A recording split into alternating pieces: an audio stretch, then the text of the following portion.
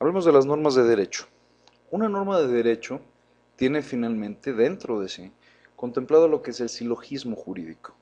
Ahorita vamos a mencionar más o menos esta idea dentro del supuesto jurídico. Constituye un silogismo jurídico. ¿En qué sentido? Según Rogina Villegas, el silogismo jurídico es la adecuación el silogismo jurídico al hecho jurídico independientemente de la voluntad del actor. Vamos a ver más específicamente. Un silogismo.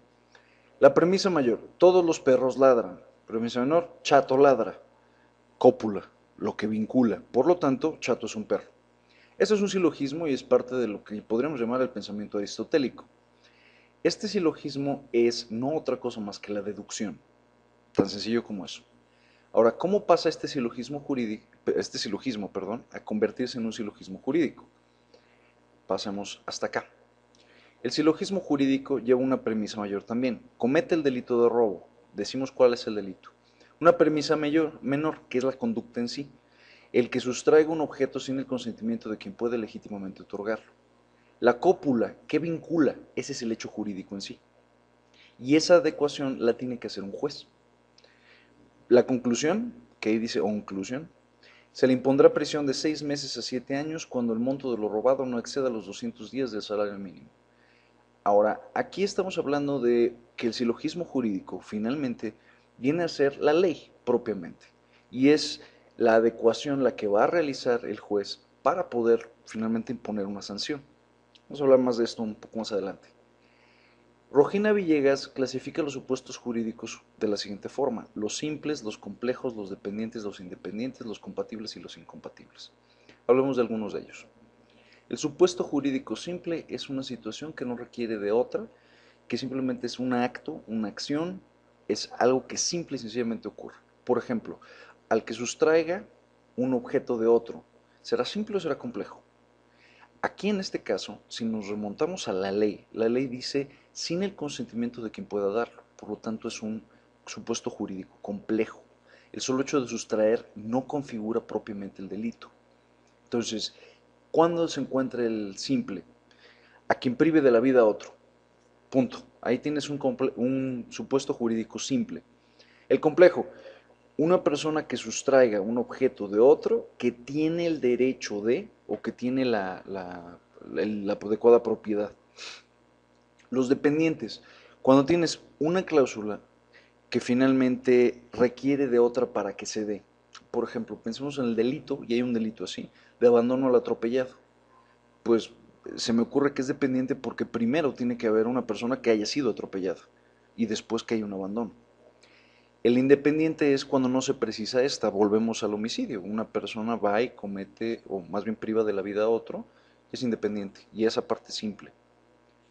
Los supuestos jurídicos que son compatibles y los que no son compatibles. El supuesto jurídico es compatible cuando finalmente entra dentro de la lógica de la ley. Por ejemplo, el robo simple es alguien llega, sustrae un objeto que es de mi propiedad y yo lo denuncio. Es un supuesto jurídico que es compatible con la realidad. ¿Dónde encuentras el supuesto jurídico que es incompatible? Por ejemplo, y alguna vez lo mencioné, es complejo tipificar un delito cuando el delito en sí mismo no existe. Por ejemplo, ¿qué pasa si logro exitosamente clonarme y tengo otra persona al lado de mí que es literalmente yo mismo y yo lo mato a él? Sería un supuesto jurídico incompatible. ¿Por qué? Porque técnicamente yo matar a mi clon hablaríamos de suicidio y el suicidio es un supuesto que no está penado. Pero bueno, vamos a hablar de algo más sencillo. El supuesto jurídico incompatible. ¿Qué pasa con el robo? Pero vamos a hablar del robo específicamente de una señal. Ejemplo, hay en este momento un programa muy sencillo que se llama Hack Prodigy. El Hack Prodigy sirve para que se lo conectes a tu iPad, se lo conectes a cualquier dispositivo, te metas directamente a la señal de Prodigy desde cualquier aparato que tenga Prodigy y te hackees la señal de Prodigy. Técnicamente es robo, pero es un supuesto jurídico incompatible. Primero el problema será que es algo que te estás robando, pero que realmente no te estás robando. No estoy sustrayendo un objeto. Ese es un supuesto jurídico incompatible. Hay muchos, pero finalmente vamos a plantearnos este primero. El supuesto jurídico entonces requiere que exista un hecho jurídico. Ok, el hecho es lo que va a vincular a ese supuesto jurídico y lo va a cerrar, lo hace perfecto. El hecho jurídico es un acontecimiento natural o humano previsto en una norma jurídica que produce consecuencias de derecho. Más específicamente hablemos de esto. El hecho jurídico en sus apuntes se divide en dos, tanto el hecho como el acto. El hecho puede ser un hecho humano y el otro puede ser un hecho natural. Un hecho humano. Un hecho humano puede ser que soy fodongo, soy flojo, soy lo que gustes, mandes y ordenes. Tomo un lapicero, lo extraigo de la punta y estoy jugando a tratar de clavarlo en el techo. En un momento aviento esto y le cae por mera casualidad a mi pequeño sobrino y le golpea el ojo y pierde el ojo. Se denomina hecho o acto. Es un hecho. Ni deseaba yo las consecuencias, ni creía que iba a haber consecuencias, ni sabía que podían haber consecuencias. Finalmente es algo fortuito, es algo que es más obra de la casualidad que algo más. Pero aquí hay un problema y una línea muy delgada entre lo que es un hecho y un acto. El acto tiene que ver con que una persona haya querido hacer algo, como aventar un lapicero, aunque no desee las consecuencias. Subirse a un auto involucra un riesgo y por lo tanto es un acto. Aunque digas, yo no quería atropellar al señor, finalmente lo atropellas y tienes la mitad de ese acto como tal, porque sí te subiste a un automóvil, sí ibas detrás del volante y sí querías el resultado. Y aunque no querías el resultado, se produjo. Mismo caso con el lapicero. Al aventar el lapicero, asumo el riesgo de que esto puede golpear a alguien. El hecho entonces humano, propiamente dicho. Un hecho humano es algo que una persona hace y que sin pensar en consecuencias, sin hablar de consecuencias, algo ocurre. Por ejemplo, se me ocurre el pintor que está pintando a 20 metros de distancia y está incluso con su cubeta asegurada, él está asegurado y todo está normal. Y abajo dejó una escalera recargada. Va pasando una persona, tropieza, la escalera cae, colapsa sobre su cabeza y lo mata. ¿Deseaba el pintor esto? No. ¿Tomó todas las medidas de precaución? Sí. Y sin embargo se dio, se dio. Eso es un hecho humano.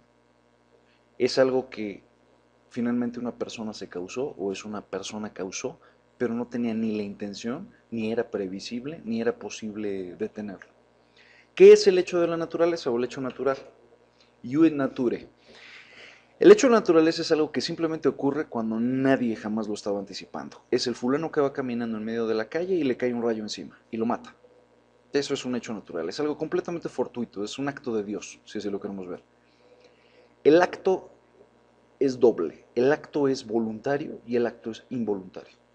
El acto voluntario involucra que una persona expresa su intención y acciona para poner esa intención, vamos a decir, en movimiento.